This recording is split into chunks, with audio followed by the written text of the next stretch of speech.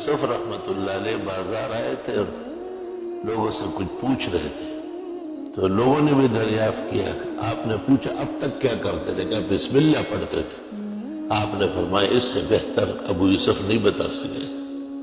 بسم اللہ بسم اللہ بسم اللہ، بسم اللہ کی عادت اپنائیں اور ہر قدم پر بسم اللہ بسم اللہ بسم اللہ۔ ایک روایت میں ہے کہ جب آدمی کام کرے اور وہ بسم اللہ پڑھے تو وہ کام اور اس کی ذمہ داری سب اللہ کی ہوگی۔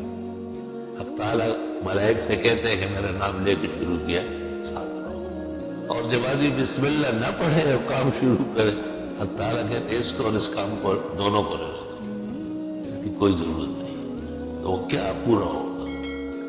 بڑے بڑے اسپتال بنے ہوئے ہیں، دیواریں گر گئی اور گیٹ لوگ لے گئے، وہ آن نہیں ہوئے، شروع ہی نہیں ہوئے۔ ایسے کتنے کام ہیں جو مرادوں سے پہلے سٹ وٹ جاتے ہیں۔ یہی بانیین کا نقصان ہے۔ افتتاح اور ابتدا کرنے والوں پر سب سے بڑی ذمہ داری یہ کہ خدا کو یاد کریں۔